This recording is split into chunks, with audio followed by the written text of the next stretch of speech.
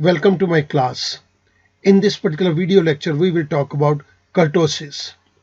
This is part 2. सबसे पहले हम kurtosis का मीनिंग अंडरस्टैंड करते हैं, उसके बाद प्रैक्टिकल implications के ऊपर चलेंगे. While skewness helps us in identifying the right or left tail of frequency curve, kurtosis enables us to have an idea about the shape of the frequency distribution. Skewness की मदद से तो हमें ये पता चलता है कि ये फ्रीक्वेंसी कर्व राइट की तरफ ज़्यादा टिल्टेड है या लेफ्ट की तरफ ज़्यादा टिल्टेड है, जबकि कर्टोसिस से हमें फ्रीक्वेंसी डिस्ट्रीब्यूशन के शेप का पता चलता है.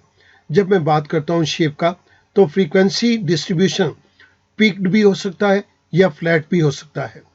ये पीक्डनेस और फ्लैटनेस को जानने के लिए हम कर्टोसिस फंक्शन को यूज़ करते हैं. Kurtosis tells us the degree of flatness or peakedness of frequency curve relative to normal curve. जो नॉर्मल कर्व होती है वो बेल शेप कर्व होती है. अगर फ्रीक्वेंसी कर्व नॉर्मल कर्व नहीं है, बेल शेप नहीं है, तो फ्रीक्वेंसी कर्व या तो ज़्यादा फ्लैट हो सकती है या ये पीक्ड हो सकती है. इसी बात को जानने के लिए कर्टोसिस फंक्शन हमें हेल्प करता है.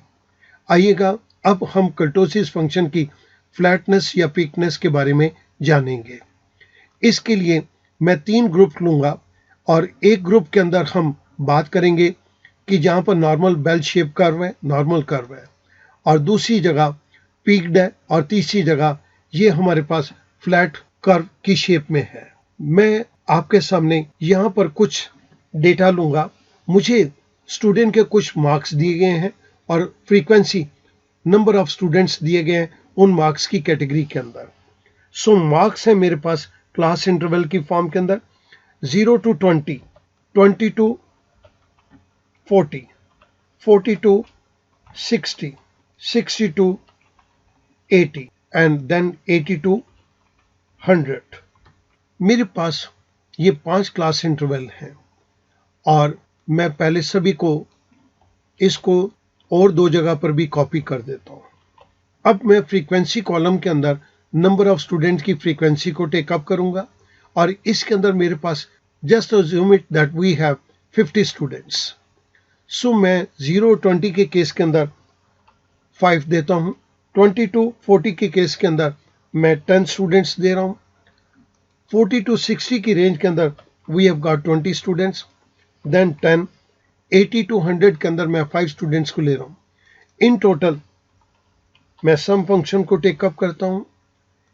This comes to 50. ये मेरे पास 50 आ गया. मैं इसको नाम देता हूं this is the total number of observations 50. आइएगा अब इसके बेस के ऊपर हम एक कर्व को ड्रॉ करते हैं. मैंने सारा डेटा सिलेक्ट कर लिया including the titles. I go to insert, I go to all charts. All charts के अंदर I go to scattered one. Scattered one के केस के अंदर I go with scattered with smooth lines. I say okay. आप देख रहे हैं कि यहां पर एक हमारे पास नॉर्मल कर्व बन गई. मैं इसके ऊपर ऐड डेटा लेबल्स, ज्यादा क्लैरिटी के लिए मैंने इसको टेकअप कर लिया. This is the case of normal curve. अब मैं यहां पर कर्व फंक्शन को भी इंप्लीमेंट कर देता हूं. Equals to curve parenthesis close, I press enter. मेरे पास यहां पर वैल्यू आ गई 2. मैंने जिस फंक्शन को यहां पे इंप्लीमेंट किया है मैं आपकी रेफरेंस के लिए उसको नीचे कॉपी कर देता हूं.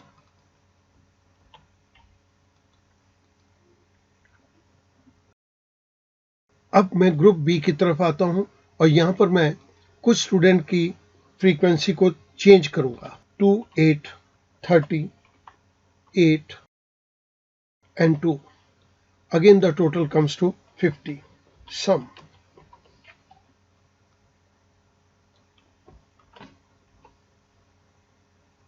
मैं इस टेबल के अंदर मार्क्स और फ्रीक्वेंसी टाइटल के साथ पूरा डेटा सिलेक्ट कर लेता हूं। I go to insert, I go to charts, I select this scattered one and scattered with smooth lines and markers. मैंने इसको सिलेक्ट कर लिया। आप यहां पे देख रहे हैं कि इसके अंदर पीकनेस ज्यादा है। मैं कर्व फंक्शन को यहां पर इंप्लीमेंट कर रहा हूं। इक्वल्स टू पेरेंथेसिस स्टार्ट, ये मैंने सारी रेंज दे दी फ्रीक्वेंसी की।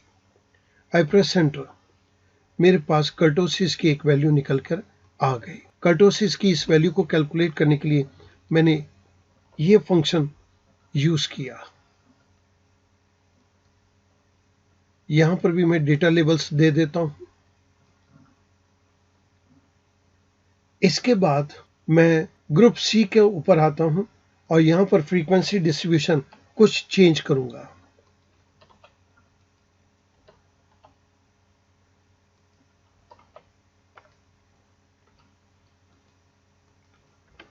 इक्वल्स टू सम,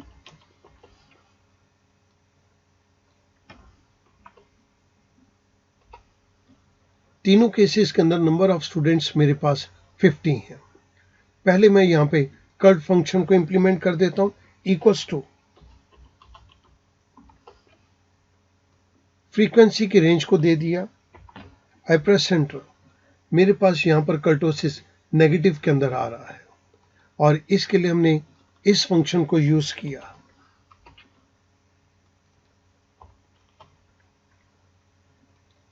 अब मैं इसके बेस के ऊपर एक चार्ट को ड्रॉ करना चाहता हूं।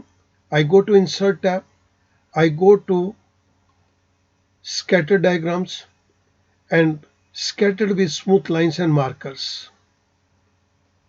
मैंने इसको ले लिया।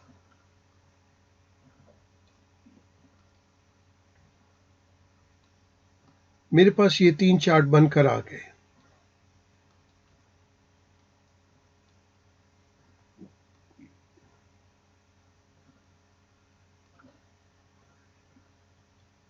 मैं इन तीनों चार्ट्स को अब इनके नाम दे देता हूं। जो नॉर्मल कर्व के अंदर है that is mesokurtic, mesokurtic. This is normal bell shape curve, normal bell shaped curve. The second one is leptokurtic.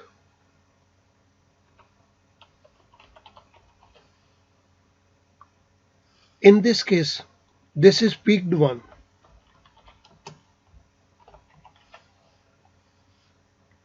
The third one is platykurtic.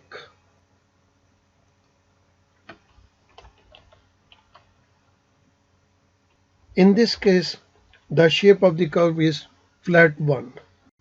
So, kurtosis हमें इस बात की जानकारी देता है कि आपकी फ्रीक्वेंसी कर्व की शेप कैसी है। या तो ये पीक्ड वन हो सकती है या ये फ्लैट वन हो सकती है। और इस इंफॉर्मेशन को जानने के लिए एक्सेल के अंदर फंक्शन है कर्ट। आपने यहाँ पर 3 ग्रुप्स के अंदर देखा, हमने फ्रीक्वेंसी को चेंज किया, तो जैसे ही मैं फ्रीक्वेंसी को चेंज करता हूँ इन कर्व्स की शेप चेंज हो जाती है। और हमारे पास नॉर्मल कर्व बेल कर्व है जिसको हम मेसोकर्टिक नाम देते हैं। जो पीक्ड वाली है दैट इज लेप्टोकर्टिक और जो फ्लैट वाली कर्व है दैट इज प्लेटिकर्टिक। ये 3 तरह की कर्व्स हैं और इन तीनों की जानकारी हमें कर्व फंक्शन देता है। स्टूडेंट, मैं उम्मीद करता हूं कि ये बात अब आपको समझ आ गई होगी। Thank you very much.